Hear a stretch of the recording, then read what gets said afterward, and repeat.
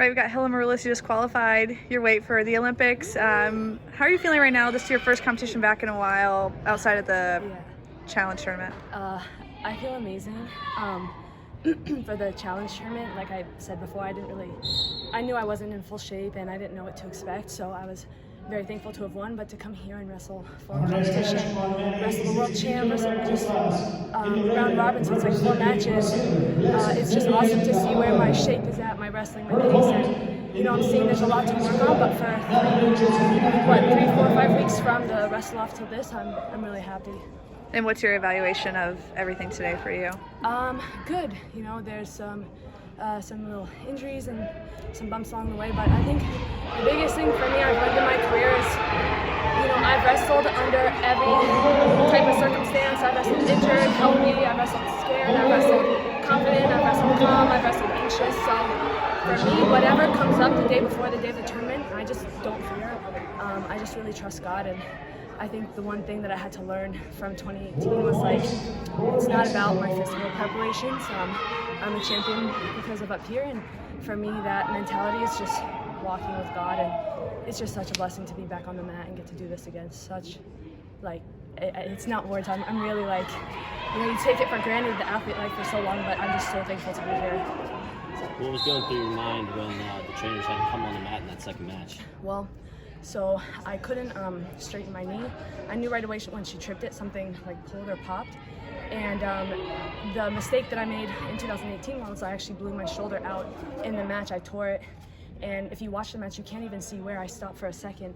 And then I go back to the center, shoot a double, get hipped into my back, and I got pinned, and I couldn't bridge. And so I never used that as an excuse or anything. That's why I've never talked about it. But what I learned from then till now is if you really have something, it's take a second to let the adrenaline go down, assess it. I think if I had waited a little longer and assessed my shoulder and let the fear of did I do something, I think I would have just wrestled a different game plan. So with this, I was hey, okay, just find a way to straighten it and then tape it up, and I'll just find a way to wrestle. So that's the story. You talked about the mental aspect of being a champion up here, and obviously for you, it was a little different because you're coming off being the Olympic champion. These girls are trying to accomplish it for the first time. How much did you pull from your experience in 2016 for this particular event? That's a really good question, and I'm sure subconsciously there's things that I've pulled, but I think the biggest thing what God taught me is I'm not trying to get back to 2016 Helen. I'm 2020 Helen, and 2018 Helen made me just as much as 2016. And people are looking at the outcomes, but you don't know the process that I walked through and the same hard decisions that I had to make, the same mentally tough decisions, or just those kind of life paths or whatever that you go through. I've always just considered this my way of journeying with God and Him teaching me about myself. I think the biggest thing in taking the year off is He really showed me I'm gonna strip everything away from you so that when you come back, you know that that this is you and me, and it's not you need this person or this or that, or He's right. I'm still going through it, but it's a really good step in the right direction, and again, it's just awesome to be back. Some of your teammates have talked about the closeness of the team and what you bring as a gold medalist and what some of the younger kids are trying to get to that level, and how you feed off each other, how you help each other, your experience, and then maybe some of their youth and enthusiasm is you have to grind it out, and how that helps you. This team dynamic is really amazing, and most of the girls are at the training center, and I just think they have such a great kind of system out there, and they've all said they love the camaraderie. And for me, I was out there for a while, and then I've kind of always just bounced around and done my own stuff. Now I'm living at home with my parents. But the cool aspect of the team is that I think everyone has a confidence that they're going to get their own individual job done, and then we also just help each other. So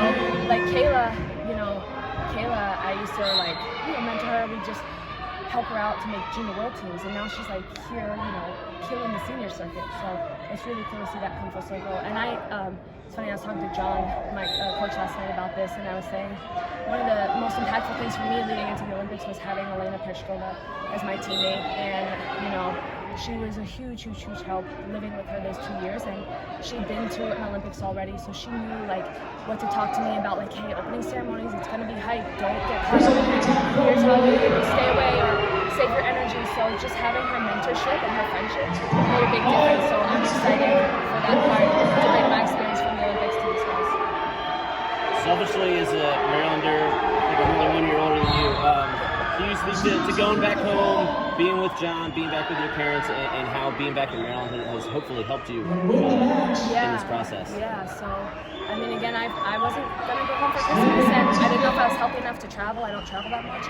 And I ended up going, and I thought I had really bad symptoms off the plane, so I thought I wasn't even going to wrestle. And then my club coach from when I was a kid was like, hey, there's this guy in town, John, who he coaches, and go train with him. So then I went, and I was like, hey, I don't even know what I can do. We can't really wrestle. I'm just trying to see if I can do 20 minutes on the mat.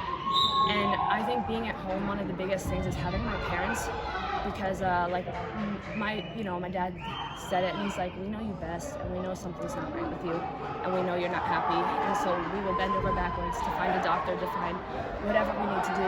And my mom, she takes me places. My dad puts me through my conditioning. I'm like, listen, Dad, just call these things out. Like, don't mess it up. Just put me through conditioning. So it's so cool to live at home. And I moved away when I was 16, so to pursue wrestling, so to come back full circle and get to be a part of the wrestling club, the kids club, work with John, learning how to coach and doing more of that. And the community in Maryland is so supportive. So thank you guys. Congratulations. Thank you.